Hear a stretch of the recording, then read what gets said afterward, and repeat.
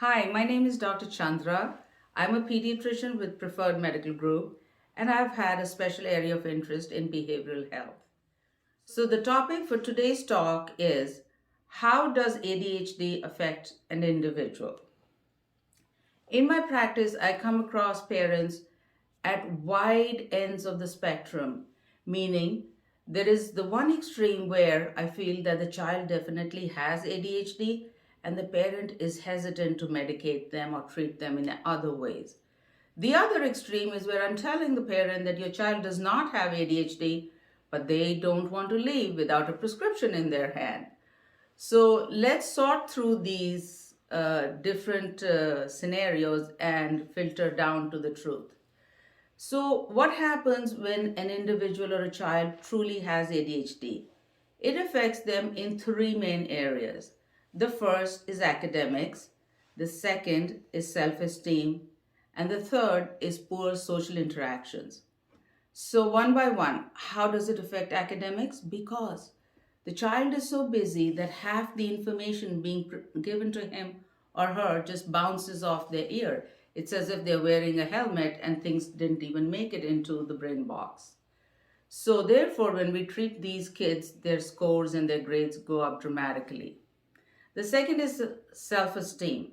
So, if little Johnny has ADHD and he's always being hyperactive, and either his teacher or his parents are always on his case, Johnny, sit still, Johnny, listen to me, Johnny, you're not obeying. So, at some point, little Johnny starts to have issues with self esteem and he's thinking as to why everybody's always on his case. The third area is social interactions. So, untreated kids with ADHD tend to become annoying and do the same tricks over and over, regardless of whether their friends are enjoying it or not. And therefore, it becomes hard for them to function socially, and progressively, they become less and less liked by their friends.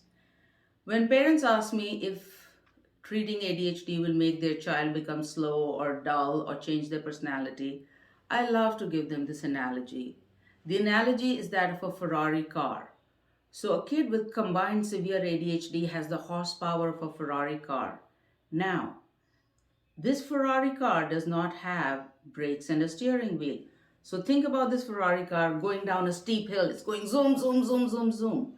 So, what ADHD meds will do, it's not going to affect the horsepower of that engine, but it'll give this car brakes and a steering so it takes those turns carefully and deliberately and does not risk himself. Another analogy I like to give is to tell you about how the self esteem gets affected.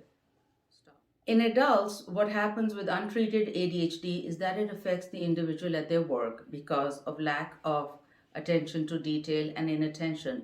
So think about it. You're this highfalutin executive going to do a very high level presentation. You reach the conference room and the floppy or the pen drive is not in your pocket. What are your colleagues going to think of you and how are you going to judge yourself? So, this is just one example of how adults do not function to their full potential if they have untreated ADHD. Over a lifetime, they might make several less thousands in earnings because of their ADHD. ADHD also affects an individual's marriage because, think about it, one spouse or the non ADHD spouse ends up picking up a lot more of the workload. Also, the non ADHD spouse sometimes gets annoyed because of your forgetfulness. Think about it. You and your wife invite some friends over for cocktails. Your wife is on Pinterest and she has amazing new recipes to try.